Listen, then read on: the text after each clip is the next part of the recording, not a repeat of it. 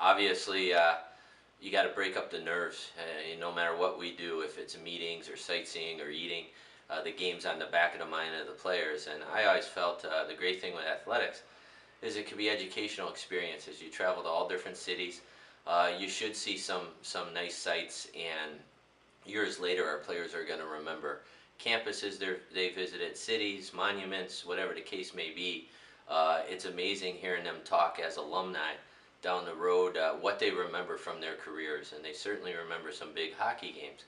But it's amazing to hear the stories of the teams we played or the places we visited or even some humorous things that happen along the way on a trip. So we do have a lot of downtime, and the kids do some homework, they do some sightseeing, we do an awful lot of eating. But we just kind of try to spend the days making them well-rounded, much like when they come to Mercyhurst, we want them to get a well-rounded education. We try to do the same thing with our hockey program. It's definitely hard going first 2 years and then not going last year. Winning it this year, it was so exciting, and it really brought us together as a team. And winning that game last weekend, it was just huge. It was so exciting. So I'm excited for this weekend. Not winning the championship last year and not making it to the NCAAs was a huge disappointment, and I think it served as motivation all year, and I think that we're happy to be back and we want to make an impact. Here, it was one of our players' goals. They worked so hard after that tough start we had to win our league, win our conference championship in overtime, and earn the right to be here. And there's only 8 teams playing right now in the tournament. It's what separates our program.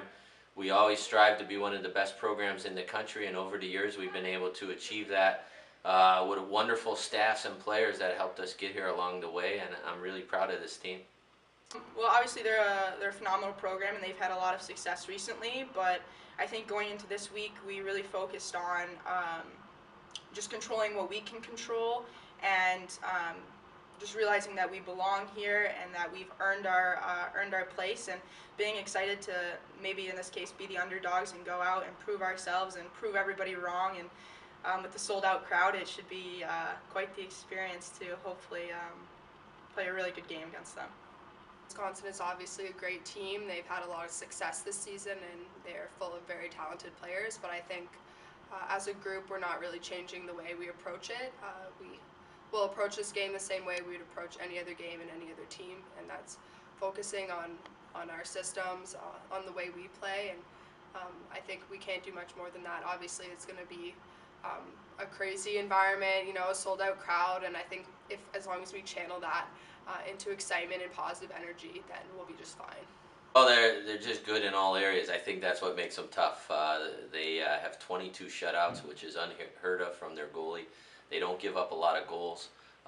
They have some very gifted offensive players, and they really just play a good, hard-working, systematic game that dismantles most teams. And sometimes it could be one mistake, you lose a game 1-0. Sometimes if you can't defend yourself, they've been known to blow teams out. So I believe they're undefeated in this rink this year. They're a very good team. They obviously earned the right to host and be second overall for a reason. And it's going to be a tough challenge for us, but we love the challenges, and we're excited to be here, and we're looking forward to this opportunity.